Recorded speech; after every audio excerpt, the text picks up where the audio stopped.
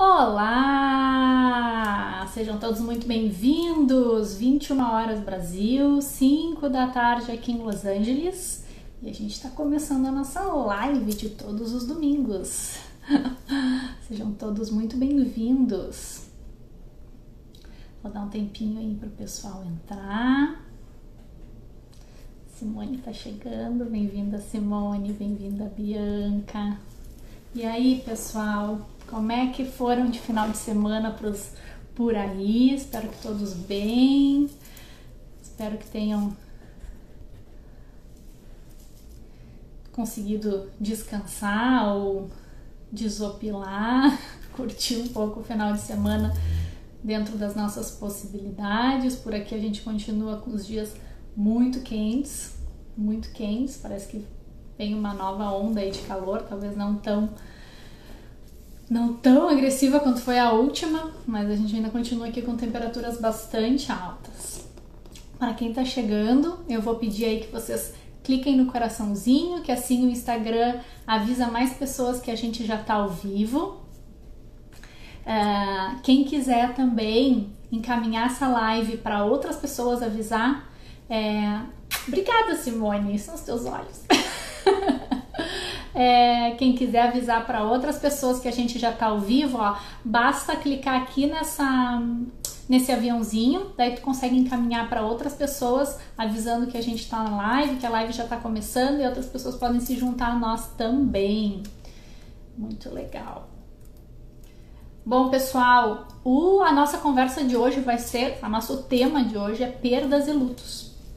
Perdas e luto.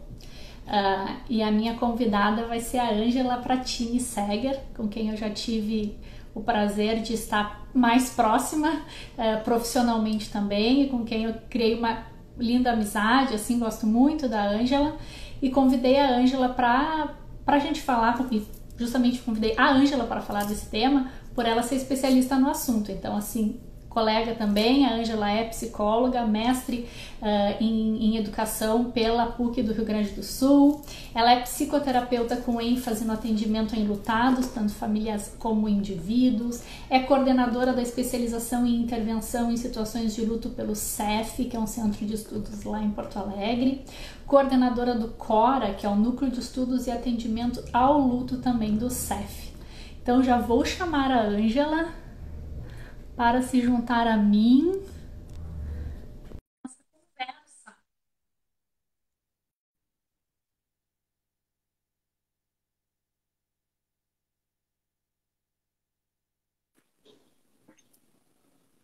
Ângela!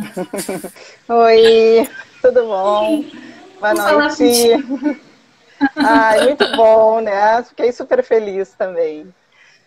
Ai, eu ainda mais Tava... feliz de tu ter aceito a empreitada. Ah, que bom, que bom. Conversar contigo, com o pessoal aí um pouquinho sobre esse assunto que é um pouquinho árido, né? Mas é bem importante. É, e como é que estão as coisas por aí, Ângela? Como é que tu tá? A gente também não, né? Faz tempo que a gente não se fala. Como é Sim, que tá? Como é sim. que tá Porto Alegre? Vocês estão abaixo de água esse final de semana? Deu Ah, uma acalmada. sim, né? Agora a gente está desde ontem chovendo bastante, há pouco deu uma Pô, pancada aqui. Eu até estava preocupada um pouquinho com a internet também. Espero que dê tudo certo, né? assim, né? Porque Mas chove, tremece tudo. sim. Mas tá, estamos aqui, né? Primavera, nossa primavera faz de tudo, né? Desde o céu lindo até os temporais. Então, é isso É aí, vamos. verdade. Ainda oscila muito a temperatura por aí, né, na Sim, primavera. sim. Uhum. Bom, Ângela, agradecer novamente a tua disponibilidade da gente conversar. Muito feliz de te ter aqui comigo hoje. Para quem está nos acompanhando pela primeira vez, eu tenho feito essas lives todos os domingos. Uhum. Foi uma iniciativa que surgiu lá no início da pandemia ainda, e a intenção foi criar um espaço de promoção para diálogo de bem-estar e saúde emocional em meio a toda essa crise que se né, se formou esse ano. E aí, a cada domingo, trago um especialista para a gente discutir de temas diversos. Então, já são aí, acho que já temos mais de 6 ou quase 7 meses, né? Tem muito conteúdo já gerado para quem está acompanhando agora, para quem é a primeira vez ou para quem só viu algumas. O material criado nas lives, eles ficam todos salvos aqui no Instagram. Então, às vezes o pessoal não pegou do início ou quer compartilhar com alguém depois. E eu salvo também no meu canal do YouTube, que é o Lúcia Petrucci de Mello. Então, no final da live, eu coloco o vídeo à disposição lá, para que mais pessoas também tenham acesso ao conteúdo. Que a intenção é justamente levar para as pessoas mais informação, reflexão sobre algum tema que esteja envolvendo esse nosso ano maluco, né?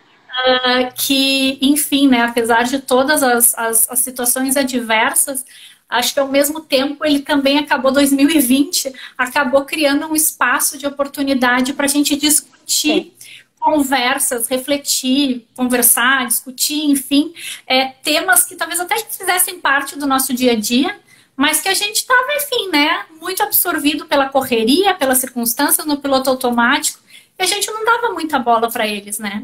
É como se 2020 tivesse vindo, assim, nos tirado da tomada, nos desplugou e nos obrigou a entrar em contato com muita coisa que talvez antes a gente estivesse evitando, né? Ou não fossem descuidando. Não vou nem dizer que não eram prioridades, porque eu acho que prioridades sempre, atenção e cuidado sempre demandaram, mas que a gente não estava colocando como prioridade. E, enfim, e também um ano cercado de muitas perdas, né, Ângela? De diferentes naturezas, né? Porque a gente pode falar tanto de perdas emocionais, como perdas concretas, afetivas de entes queridos, que em função ou não da pandemia, que a gente tenha perdido esse ano, que ainda se torna, enfim, né, um evento, talvez até, tu vai dizer melhor do que eu, né, mas um evento até dentro de um contexto já bastante delicado. Então foi pensando nisso tudo, ponderando tudo isso, que eu achei por bem trazer o assunto de perdas e luto para a roda, que, como tu bem disseste, é um assunto árido, né? A gente, às vezes, não sabe nem muito como tratar dele, né? Sim. A gente não é uma conversa que acontece na mesa de domingo, né? A gente evita bastante ela. Mas acho que pode levar, sim,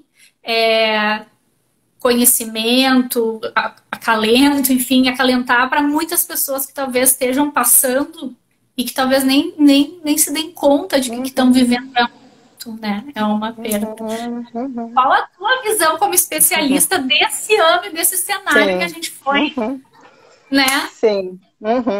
Então, tá. Mais uma vez, obrigada, que bom. Vamos conversando, né? Acho que essa é a ideia, de poder trazer um pouquinho, né? Um olhar de quem está mais tempo trabalhando com isso, mas eu acho que tu falasse muito bem, né, Lúcia? Na realidade, nós todos somos impactados. Eu acho que a gente até agora eu não encontrei ninguém que dissesse assim, não, tá igual, não aconteceu nada comigo, ou com alguém, ou com as minhas coisas. Então, acho que, de alguma forma, né, acho que bem como tu disseste, as perdas, né, os lutos, olhar para a saúde mental, eu acho que, por um lado, a pandemia abriu essa porta, assim, né? Acho que a gente também precisa olhar para isso. Não precisa ser o tempo todo, né? Mas a gente precisa, em alguns momentos, olhar, né, se perceber e poder buscar, né, estratégias para lidar com essa situação.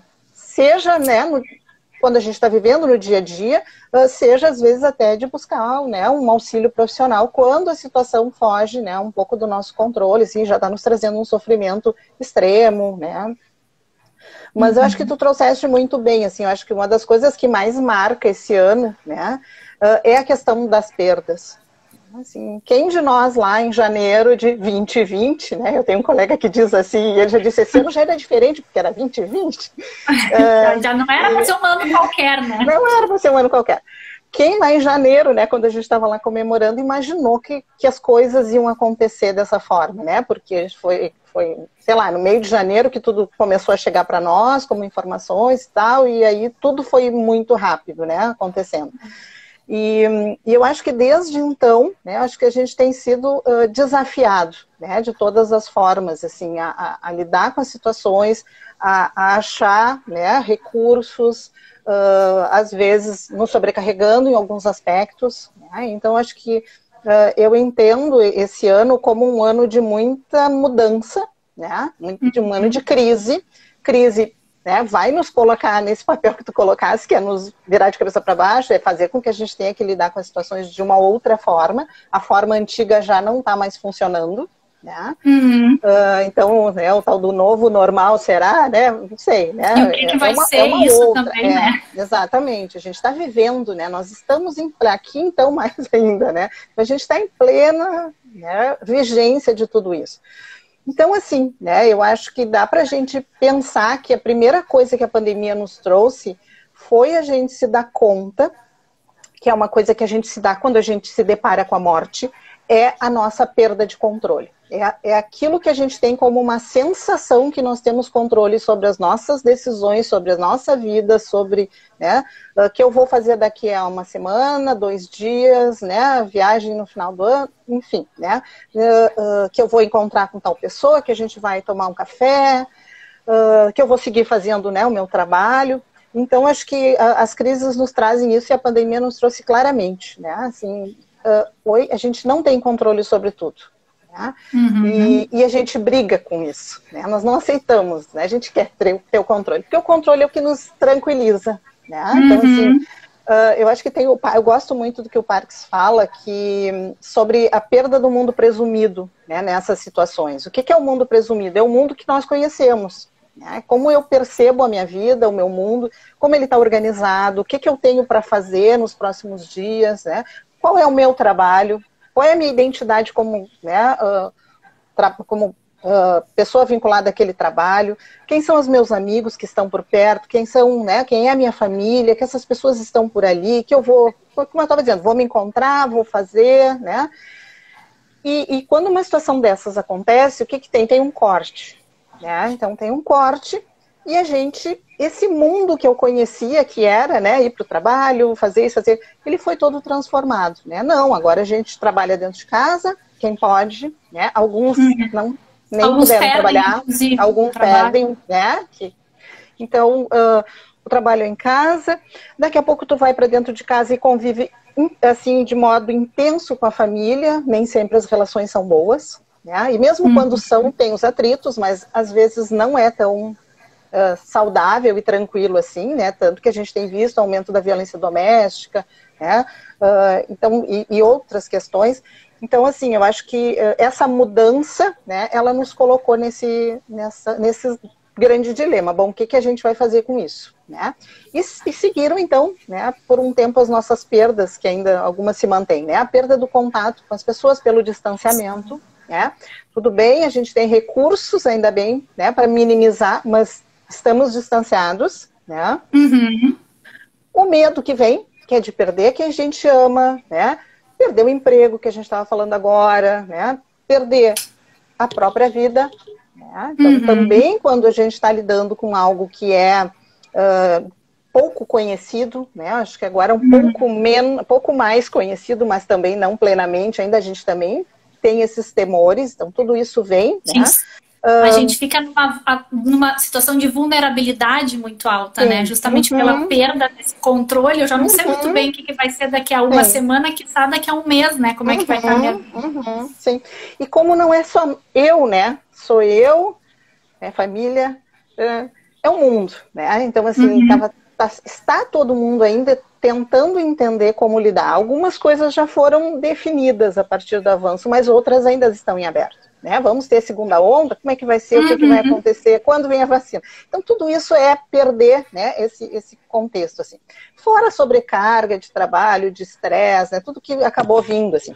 Então, o que a gente viveu, né? Acho que num primeiro momento a gente teve restrições, teve desorganização, né? Várias pessoas ficaram bem desorganizadas, assim, aquela desorganização inicial que fez com que também a gente começasse a achar algumas saídas, né? Que eu acho que isso também é consequência da crise, é a gente se virar, né? Usar os nossos recursos adaptativos, recursos outros que a gente vai criar para lidar com ela. Eu acho que a pandemia nos trouxe isso.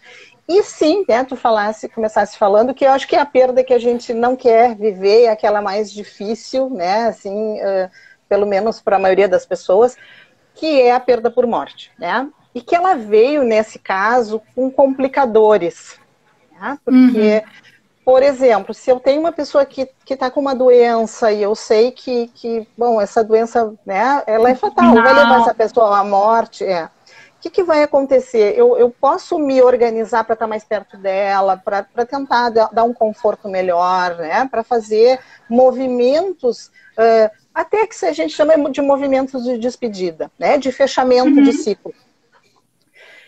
E no caso da Covid não dá.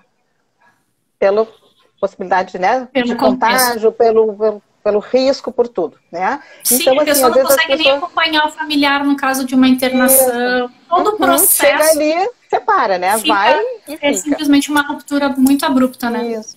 Alguns lugares disponibilizam ainda através do celular, mas dependendo se a pessoa já vai direto para uma UTI, não tem como, muitas vezes, né? Então, essa impossibilidade de acompanhar, de se despedir, né? De despedir, ficam todos comprometidos, né?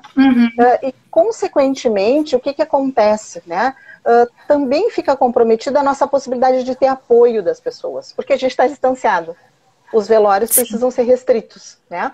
Então, acho que a gente, por enquanto, está dando o cenário, né? Esse é o nosso cenário. Então, assim, são muitas perdas reais, perdas potenciais, muito medo, né? Muita dúvida, e eu acho que tudo isso junto e a gente tendo que administrar com muitas incertezas, né? Então, acho que tudo isso nos leva, né, a começar a pensar, bom, e perda e luto nesse processo, né? Estamos vivendo, por isso que eu comecei dizendo que todos nós somos impactados, né? Todos nós estamos vivendo de alguma forma. E eu acho que essa é a importância de espaços de conversa, de diálogo, de reflexão, porque a gente primeiro não, a palavra não é banalizar, assim, porque eu acho que ninguém banaliza, mas eu acho que a gente precisa se educar e entender que certas dores desse processo, elas são naturais, elas são esperadas. Existe um processo nesse enlutamento, né? Em a gente administrar e acomodar as perdas. E que a gente passar por esse processo é natural, é esperado, e que a gente também pode conhecer isso, né? Para também aprender a observar em si e até muitas vezes observar no outro para ajudar e entender quando que aquilo é esperado dentro de um tempo, né? Dentro do processo, ou quando que aquela pessoa realmente, ou eu mesmo estou precisando de uma ajuda, né? Porque o processo, esse processo, esse luto, ele acontece em etapas. A gente vive várias coisas num processo de luto, correto, Ângela? Assim, a gente está passando por momentos diferentes. Quais são esses momentos, assim? Isso. Pode falar, termina. Não, e até a gente pensar se nesse próprio processo de 2020, desde que nós fomos oficialmente entramos em isolamento, né? Se isso também acabou acontecendo, porque não necessariamente, né, a gente está falando também das perdas humanas, mas também dessas perdas de controle, perda da minha vida ou desorientação, se essas etapas elas acabam acontecendo igualmente, assim. Sim, certamente. O que eu acho, só para pontuar assim que tu dissesse, luto é processo. Né? Acho que isso é uma coisa bem importante. É processo, a gente chama de processo de luto. Por quê? Porque a gente vai vivendo, né, e tendo que lidar e se adaptar, é um processo normal e natural. É esperado que isso aconteça. Então, às vezes, alguém perde um anel que tinha um significado afetivo muito importante. E eu perdi e fico muito triste com isso. Fico vários dias lembrando, posso chorar, posso ficar com raiva, né? Isso é luto, tá? Isso é processo de luto. Claro que vai ser diferente dependendo da intensidade, né, da minha relação com essa pessoa ou com essa situação, né? Então, mas é sempre um processo. Mais curto, mais comprido, mais tumultuado, né? mas ele é natural. E geralmente, né, o que acontece, assim, são impactados os nossos sentimentos, então a gente vai ter tristeza, saudade, sentir falta, né, e que a gente, pensando na pandemia, né, o que acontecia, quando as pessoas falavam, acho que quase todo mundo escutou, eu tô meio que uma montanha russa, né, hoje eu tô bem, amanhã eu já não tô, tem dias bons, tem dias ruins. Praticamente todas as pessoas que eu conversei em algum momento me disseram que passaram em algum momento pela tal da montanha russa, né? Que são essas alterações, que é isso, meu Deus, eu estou insegura, eu posso sair à rua, eu preciso ir no médico, mas será que eu vou? Né? O que vai acontecer? Medo, né? Algumas pessoas, por todo esse receio, se retraem mais, então ficam mais sozinhas também. Né? Então, assim, os nossos sentimentos ficam impactados. Às vezes a gente tem sensações físicas, né? Mais difícil para respirar, né? Falta de ar, dor de estômago, dor de cabeça, fica mais agitado, né? O sono altera, a alimentação altera. Os nossos pensamentos, eles vêm às vezes um pouco diferentes do que a gente está habitual, né? Algumas preocupações com algumas coisas que não eram habituais nossas, né? Passar álcool, lavar as mãos, né? Tem pessoas que começam a fazer isso e isso toma muito tempo, né? E relaciona também com ansiedades, né? Que começam a se intensificar. Então, todas essas manifestações e outras, né? Porque aqui a gente vai falar mais rápido, né? O processo de luta é um processo complexo, né?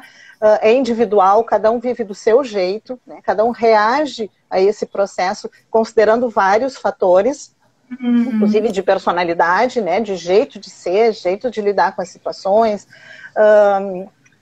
o que foi perdido, né? Como foi perdido, né? Como a gente estava vendo ali, bom, se num processo, né, de morte eu não puder me despedir, eu não puder ver a pessoa a última vez, dizer para ela o que eu gostaria de dizer, tudo isso fica cortado, fica impactado, né? Fica dentro de mim, e aí o que eu faço com isso depois? Né? Então, dentro disso que tu falasse, a gente hoje em dia fala mais ou em tarefas do luto, né? Ou em o processo como algo mais de uma oscilação, né? Tem autores que falam muito do processo dual do luto, que eu gosto bastante, que é um pouco essa oscilação. Ora a gente vai estar voltado mais para perda, lamentando, mais triste, né? Com todas aquelas... não quero falar com ninguém, quero ficar quietinha no meu canto. Em outro momento, não, mas eu preciso voltar ao trabalho, né? Eu tenho os meus filhos, né? Eu quero, né, poder seguir a vida, então eu começo a sentir vontade de falar com alguém, né, chamar um amigo para vir em casa. Então esses movimentos, dali a 2 dias de novo a gente está lá triste, chorando, né? Que é um pouco esse movimento de ida e vinda. Isso é uma forma de entender esse processo, não tanto estanque como etapas, né? Mas eu gosto muito de um autor que chama William Worden, e ele fala que a gente tem que mais ou menos passar por 4 momentos, assim, né? Que não são rigidamente colocados, mas que eles são necessários para que a gente avance nesse processo, tá? Então, o primeiro deles é aceitar a realidade da perda.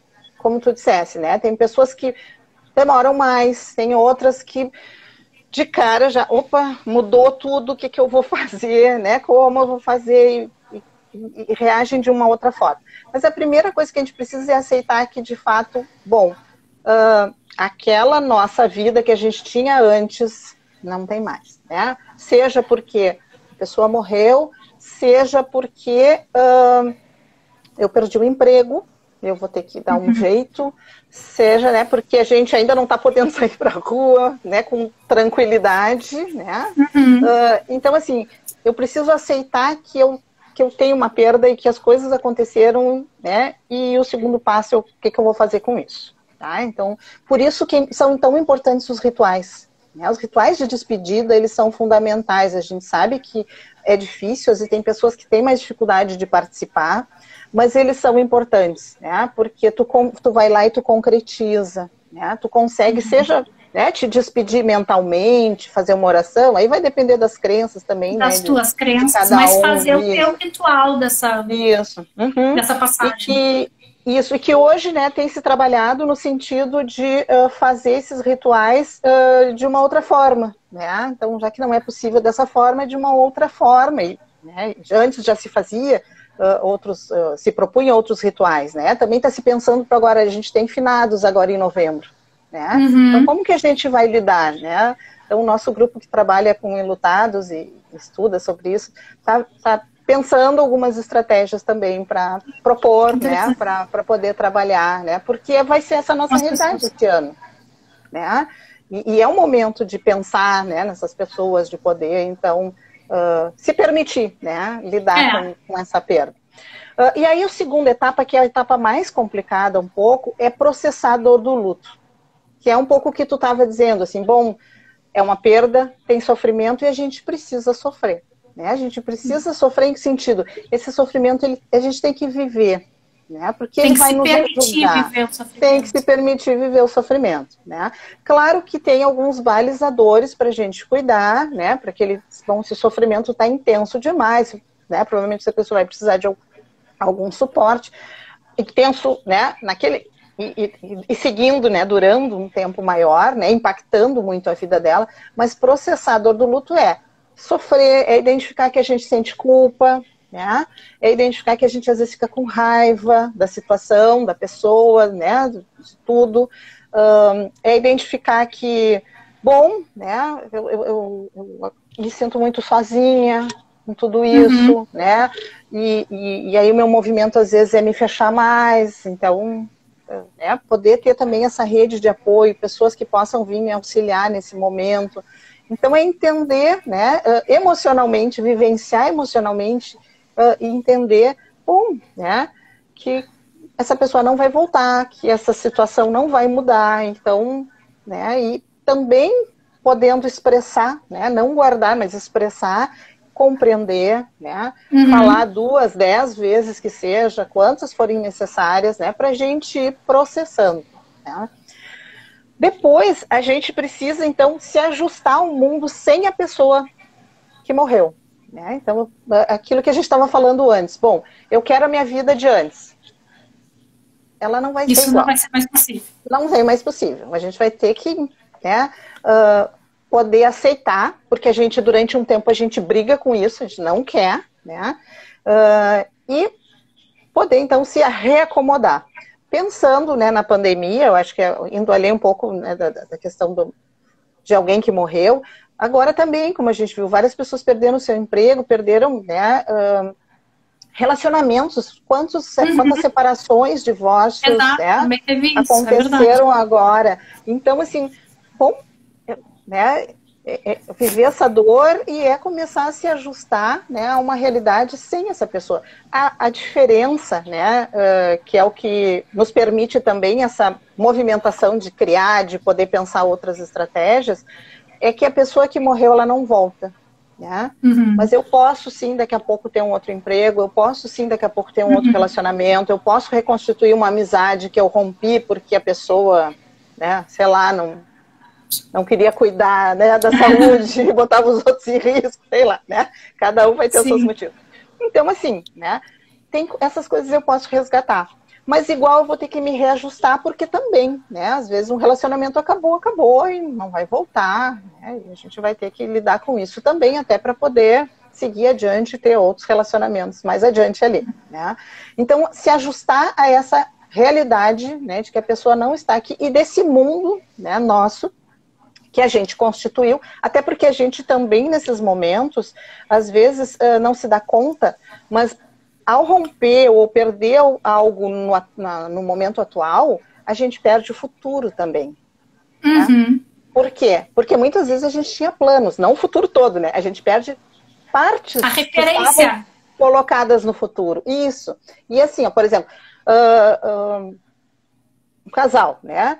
Tinham programado, olha, no ano que vem a gente vai fazer a nossa viagem da vida, a gente vai conhecer aqueles lugares que, né, estamos juntando dinheiro para isso. Sim, que idealizamos juntos e pensamos na viagem. Tudo, né? Não vai ter. E quando vê, não tem nem só a viagem, como termina também o casamento, por exemplo. Tem, aí o casamento termina e termina a viagem, né? Termina as coisas projetadas. Ter um filho juntos. as pessoas podem, às vezes, dizem para ele, mas nem chegou a acontecer, mas isso foi pensado. Isso está dentro do plano, né? E do projeto de vida dessas pessoas. E isso morre junto com o término do relacionamento. Né? E dá para se lutar por isso? Dá, sim, certamente. Né? A gente sim luta também por aquilo que a gente projetou e não aconteceu. Por isso que agora também, quantos de nós projetamos coisas para 2020 que não estão acontecendo? Né? Isso eu acho um ponto, desculpa te interromper, Angela, mas eu acho um ponto bem relevante, porque às vezes, tu bem disseste assim, quando é uma perda humana, a gente trata a coisa com mais compreensão, até com mais empatia com o próximo, porque é isso, acabou aquela pessoa, a gente vai ter que conceber um mundo sem aquela pessoa, né? Mas às vezes, quando são outras perdas, né, de um divórcio, as pessoas às vezes tendem a querer minimizar o sofrimento, né, de dizer, não fica assim, logo tu vai superar, ou logo tu vai achar outro emprego, ou logo tu vai arrumar tua vida, de repente vai achar outra pessoa que te mereça mais, sabe? E racionalmente talvez a pessoa saiba que se eu sei que é uma mudança, que é uma separação, que é pro bem, e que foi, sei lá, se foi de comum acordo, se foi uma coisa boa, mas ainda assim existe um sofrimento, né? De a gente entender e se educar e entender que às vezes também a pessoa precisa passar por essa dor, como tu bem disseste, como um momento importante, sem que a gente do outro lado, porque a dor do outro também nos incomoda, né? A gente tende às vezes a dizer, não, sai disso. Toca a ficha. Vamos, né? Porque aquilo também nos incomoda, né? Tem, assim, a questão dos lutos não reconhecidos, né? Que tem uma categoria de lutos não reconhecidos, e tem também a não validação do luto pelo outro, que é o que tu está trazendo, né? Quando o outro não valida, não consegue validar a dor, ou isso, bate tão, né? Mexe tanto comigo que eu quero que o outro melhore logo, né? Quando não é esse o tempo dele. Então, assim, quando a gente está... Eu trabalho bastante com famílias, né? Então, quando a gente está tratando, né, acompanhando uma família que perdeu alguém e está se reorganizando, né, e passando... O que a gente observa? Cada pessoa tem o seu processo de luto. Tem um que é deles, da família, e tem o correlato, que é o individual, né? E é muito comum a gente ter que trabalhar na família, né, ter que abordar com a família que o luto de um é diferente do outro. Né, que as pessoas têm tempos diferentes e jeitos diferentes de expressar essa dor. Porque às vezes vem uma cobrança. Mas eu acho que o fulano não gostava tanto da mãe, ou do pai, ou do irmão, né, de quem morreu. Sim, não porque tá sofrendo ele não mostra. Isso, ele não mostra, né? Mas não sabe, porque às vezes aquele fulano tá, né, não se permite chorar na frente dos outros, ou ele pegou para si, né, um papel que não, eu tenho que ser o forte da família. E é o que daqui a pouco lá adiante vai sofrer mais com o luto, porque não teve a oportunidade, né, de expressar, de compartilhar, de hora ele ser apoiado, hora ele apoiar os outros, né? Então isso na família é muito interessante, porque assim, é muito frequente as pessoas, mesmo dentro da família, compararem, tá sofrendo mais, tá sofrendo menos, e aí algumas cobranças, né? E a pessoa às vezes fica culpada, mas será que é mesmo que é isso que está acontecendo? Né? Porque tem uma questão cultural que envolve o luto também, né? O que a cultura espera desse processo, né? O quanto como esses rituais acontecem, até o tempo das coisas. Existe meio que um inconsciente coletivo de como que é esperado que as pessoas se comportem. Né, nesse momento. E quando alguém ou sai um pouco desse padrão para mais ou para menos, é onde desequilibra o contexto aí da família, onde as pessoas não têm ciência para lidar. Isso é na família, no trabalho, né? Em todos os contextos, assim. Verdade. Então tem muitas nuances que a gente tem que ficar atento. Como é que hoje está sendo visto essa questão do tempo, né? Porque eu confesso que eu estava dando uma lida até no assunto, né? Obviamente para a nossa conversa de hoje. E essa questão do luto patológico, né? Como é que é até para quem está nos acompanhando, assim, né? O que é o tal do luto patológico? Quanto tempo para a gente considerar que esse processo, talvez que a pessoa esteja precisando de um acompanhamento, precise de um apoio profissional para passar por esse processo, para elaborar melhor esse processo. Tá. Então, assim, ó, hoje tem se evitado, né, não se usa muito mais a expressão patológico, né, porque se a gente entende que o luto é um processo normal, né, natural, ficou um pouco incoerente dizer que daqui a, né, ele virou patológico, porque se entende que, na realidade, o luto é um processo de idas e vindas. Né? Então, às vezes, parece que a pessoa superou, mas, né, passou por ele, concluiu, foi adiante, né? Hoje até concluir não se usa mais tanto, né? Então, assim, é algo que está mudando bastante. Sim, elaborou, Isso. Se chama luto complicado, né? Quando a pessoa não consegue passar, né, desse processo. E o tempo é uma questão importante, assim. Depende da cultura também. Tu falasse na questão cultural, né? A gente sabe que aí nos Estados Unidos tem uma tendência que as coisas sejam mais rápidas do que para os latinos, né? Que a gente tem essa coisa mais calorosa. Eu acho que é uma questão religiosa, que não sei. Pode ser, e tem uma questão cultural, tem uma questão também que as pessoas logo dizem, bom, tá, já passou, vamos, né? Vamos adiante, vamos seguir adiante. E em outros países, né, cada um tem, né, o seu jeito de lidar. Seus rituais. O que se pensa, assim, dentro dessa questão, né? Já vou falar do luto complicado, mas o que se pensa em termos de tempo, né? O tempo, não se evita dizer, né, que o tempo seja o critério principal, tá?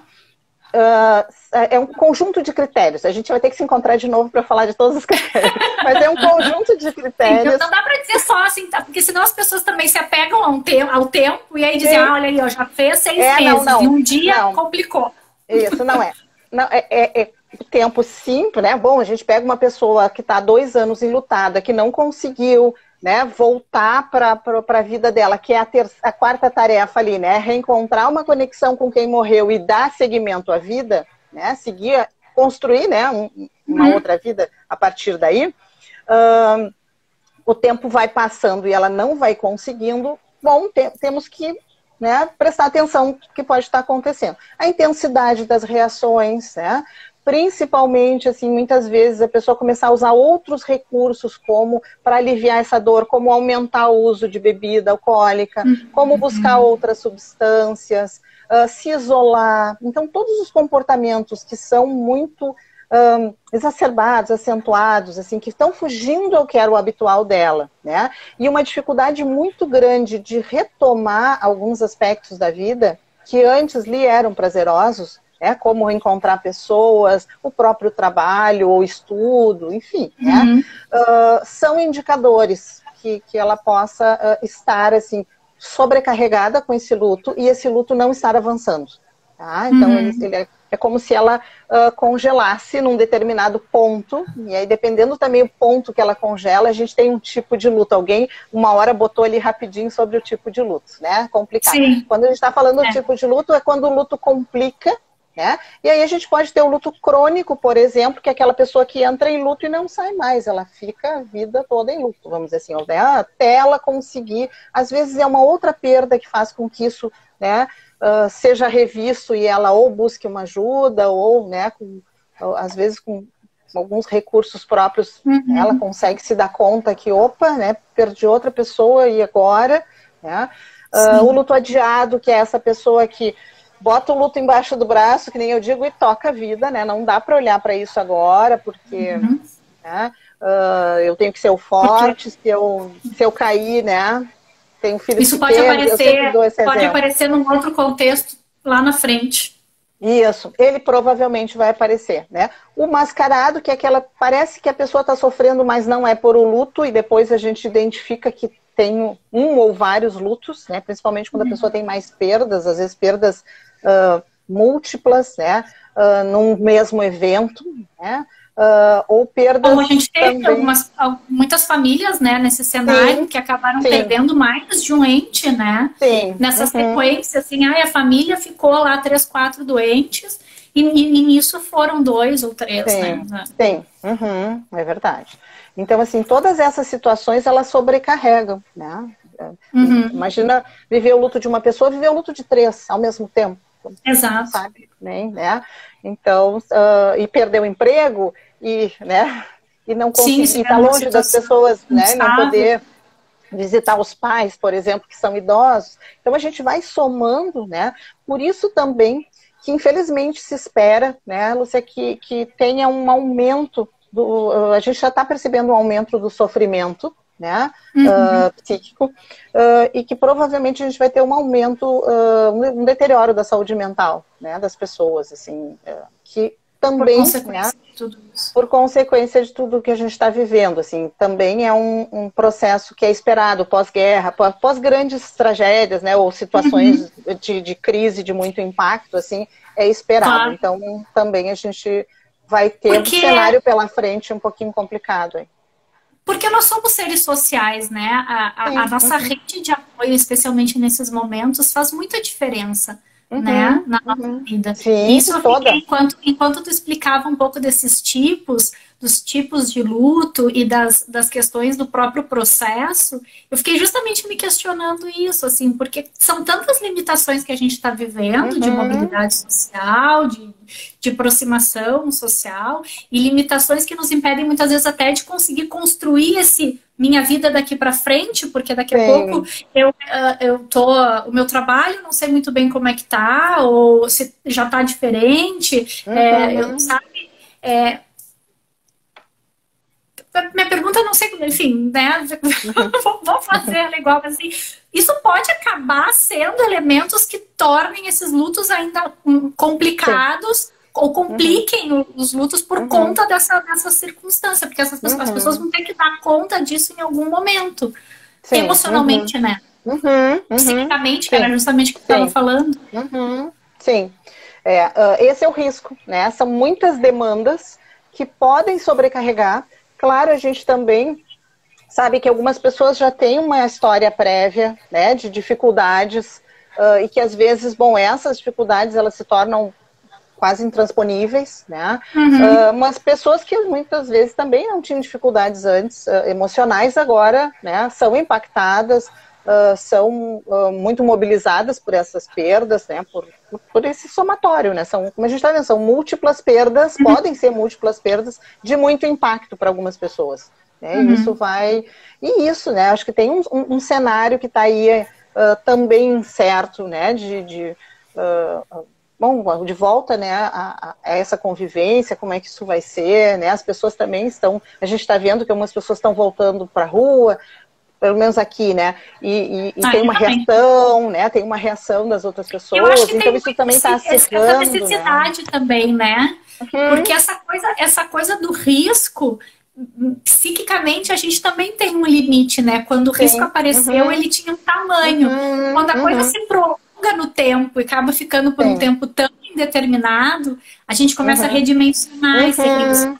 E a gente começa a se expor mais também, porque ele começa a se apresentar menos ameaçador, o que é uma armadilha, né? Porque a gente começa a relaxar e é justamente onde aumenta o risco. Mas tem um efeito psicológico disso de também dizer, a ameaça parece estar menor, porque eu já estou convivendo com ela há mais tempo, independente de números, entendeu? Independente de ficarem lá divulgando números, mas porque aquilo eu comecei a sentir, aí eu começo a me expor mais, e as pessoas, pela própria necessidade de voltar ao controle, ter algum controle sobre a minha vida, a gente acaba se expondo, né?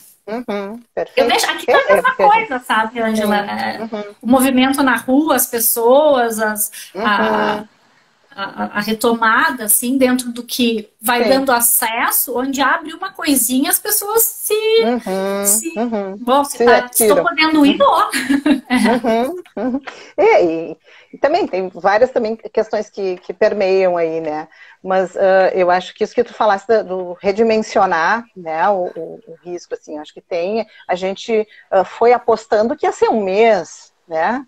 Quando muito, 1 mês e meio, assim, era o tempo, e a gente está 6, né, aqui. Então, acho que sem previsão para algumas coisas, né?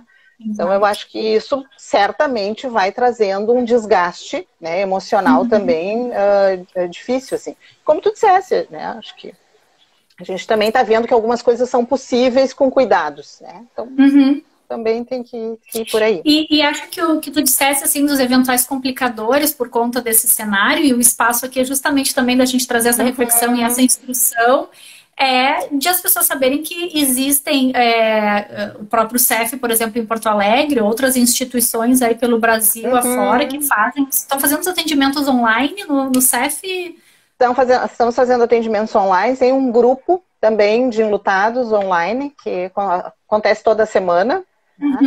Ele era presencial e aí foi um desafio trazer para o online, mas veio, as pessoas estão aderindo, assim, está sendo bem interessante. Porque acho que é importante as pessoas saberem que existem esses espaços onde elas podem e devem buscar ajuda, né? Não tem que dar conta, não tem que tentar, sabe, se forçar a dar conta sozinha de algo que não tem necessidade de ser assim, né?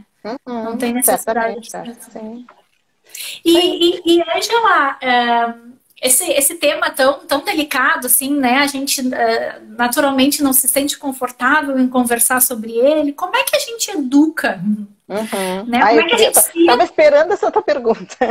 Como é que a gente se educa e como é que a gente educa os outros? Eu aqui pensando, por exemplo, me coloco, né? Como mãe de 2 crianças, né? De pequenos, assim. Os meus ainda têm 4 anos e 1 ano. São bem pequenininhos. A gente sofreu a perda do nosso cachorro esse ano, que tinha 11 anos. Nossa cachorra. E a minha menorzinha não 1 ano ela não assimilou, mas o de 4 anos conseguiu entender bem o que aconteceu, né? E isso é uma coisa que tu vê quando acontece, a gente se questiona como é que a gente educa para viver perdas, né? Uma coisa que é parte da nossa natureza, que é o que nós não somos, né? Não somos eternos, a gente sabe disso. Mas a gente não se educa para isso. Perfeito. Eu acho que é bem isso, né, que tu falasse, assim, a gente tem que se perguntar, né, por que nós fomos por esse outro extremo, né, assim, de morte é um tabu, né, ainda é. A gente tem dificuldade de falar, como tu disseste, mas claro, né, assim, eu acho que é aquele assunto que a gente precisa olhar, mas não precisa ficar todo dia também olhando para ele, né. Tem um livro, quem se interessa, do Irving Yalom, que chama De Frente para o Sol. Ele trata exatamente dessas questões, que é assim, a morte também é assim, tu não consegue ficar olhando direto para ela todo dia, assim como a gente não pode ficar olhando para o sol todo dia, o tempo todo, né? Porque ele vai nos ferir de uma outra forma. Mas que a gente precisa olhar. Como é que a gente educa? Como tu falasse, assim, acho que aproveitando, né, pensando nas crianças, aproveitando todos esses momentos que são momentos da vida, né? Que é uma plantinha que morre, que é, né, o peixinho, o bichinho de estimação, um vizinho, um tio, né, a avó. Essa é a realidade, né? Assim, acho que falar de morte é falar de vida, né? Porque morte é um momento, é uma parte da vida. É o ciclo, né? O fechamento do ciclo, assim, pelo menos o que a gente conhece aqui, né? Então, assim, eu acho que dessa forma, o ideal é isso, né? Não é abafar, não falar, né? É ter, né? Pensando a paçoca, né? A bolacha. A bolacha, desculpe. Quase. É tudo de comer. A bolacha, o que tem? Tem fotos dela, né? Então, assim, de tempos em tempos poder olhar essas fotos, conversar sobre ela, sobre o que ela fazia, né? A mesma coisa com um familiar, né? Então, assim, não tirar, né, a criança desse cenário, que é o cenário da vida, que inclui morrer também. Né? Então, acho que falar de morte é falar de vida, e não tem como, a gente sempre fala isso, não tem como separar uma coisa da outra, né? E eu acho que falar da morte é bom em algum momento, né? E sempre dentro das condições que a criança pode entender, como tu dissesse, né? A pequenininha ainda não, né? Não tá entendendo, né? Mas ela já viu a consciência dela, que aconteceu. Mas ela não foi provavelmente privada de participar ali da conversa, né? Então, eu acho que isso é importante. Então, quanto mais a gente puder trazer, né, esse assunto e não impedir, né, que se fale sobre ele ou dar respostas muito fantasiosas que esses processos também, né? A criança não precisa assistir, criança, lugar de criança não é acompanhar enterro. Tu sabe que uma das coisas... A gente já está quase no horário. Mas uma das coisas que mais nos perguntam é, as famílias ligam assim, eu tenho um sobrinho de 4 anos, será que eu levo ele no enterro ou não levo ele no enterro? Né? Então a gente aí faz uma orientação, né? Que é do tipo assim, bom, como é que foi, quem é que morreu, né? Porque às vezes também é alguém que essa criança não tem muito vínculo. Sim. Mas assim, quem é que foi? Como é que as pessoas estão, né? Porque às vezes é uma morte tão traumática que o ambiente vai ser tão traumático que dá para se pensar uma outra estratégia, né? Mas assim, quem é que está bem, né? Quem é que tu acha que está melhor para poder dar esse suporte? Porque essa criança não é só levada, né? Alguém tem que estar ali para responder as perguntas dela, para esclarecer, para estar com ela, para daqui a pouco pegar no colo se ela se assustar com alguma coisa. Para retirar ela se tiver alguma situação. Para retirar, isso. E é assim, ó, e levar a criança numa situação dessas é breve, ela não precisa ficar o tempo todo em todos os momentos, né? Claro, depende da idade também, né? Uma série de coisas. Mas a gente recebe muitos pedidos de orientação nesse sentido, o que é uma coisa boa, né? Eu acho que as pessoas já estão um pouco mais abertas, né? Isso, para essa possibilidade, assim. Então... porque eu acho que é um tema que precisa ser trazido para a família desde cedo. Né? De forma natural, é isso, né? Adorei essa do vou ler o livro, né? Porque que nem o sol, tu vai ficar olhando, mas ele tá ali, né? Às vezes a gente olha, a gente não ignora que a existência dele, né? Eu acho isso muito, muito positivo. E no caso das crianças, elas vão trazendo as dúvidas naturalmente, né? Os questionamentos, não precisa antecipar nada. Não, no momento que ela tiver despertar para aquilo, a curiosidade infantil, ela vai trazer em forma de pergunta. A criança não poupa perguntas. E que ela perceber que o adulto está disposto a falar sobre, né? Porque elas também percebem quando a gente não... E às vezes a gente também está tão triste, impactado, que não consegue falar naquela hora e dá para dizer, olha, né? A mãe está triste, a mãe... depois a gente conversa, né? Agora a mãe está triste. Então, não é uma coisa, aquela coisa também, se esconder para chorar, se esconder para... Né? Então, se esconder para olhar fotos, né? Eu acho que isso pode ser feito em algum momento em família também, para que isso seja mais naturalizado. Né? Perfeito. Ângela, muito obrigada pela tua disponibilidade. Eu vi que o pessoal aqui foi trazendo alguns comentários e concordando e interagindo também. Com certeza a gente teria aí pauta, né, assunto para muito mais tempo, mas a gente tem uma limitação aqui por conta do Instagram que me corta, ele me fornece 1 hora e ele não me dá nem 1 segundo de tolerância, né? Meus alunos. Tem muito aluno teu por aqui, eu vi, muito aluno por aqui, coisa boa, uma aula extra. Pois é. No domingo à noite. Mas que bom, assim, que agradável a gente poder conversar, enfim, a gente poder trazer esse tema para a mesa, para a gente poder olhar com ele com atenção e carinho, acho que merece, que a gente tenha conseguido levar, enfim, um pouco mais de informação, um pouco mais de instrução, um pouco mais de orientação para quem nos acompanhou até agora, para quem entrou no meio da conversa e quer reassistir, né? Esse vídeo vai ficar salvo no meu IGTV aqui no Instagram. E eu vou disponibilizar também no meu canal do YouTube, que é o Lúcia Petrucci de Mello, porque tem muita gente que não tem Instagram. Então, às vezes, né, a gente não consegue compartilhar o do IGTV. Lá pelo YouTube vocês conseguem compartilhar com quem mais, né? Às vezes é isso, a pessoa, né, precisa ouvir, né, assiste com tranquilidade, né? Assimila algumas informações, algumas coisas que a gente trouxe aqui. Muito obrigada, Ângela, muito obrigada pelo teu tempo, pela tua disponibilidade. Muito feliz de te ver, de te reencontrar, a oportunidade também da gente se falar novamente. Desejo a todos vocês, a tia, a Ângela, a todo mundo que está nos acompanhando uma ótima semana.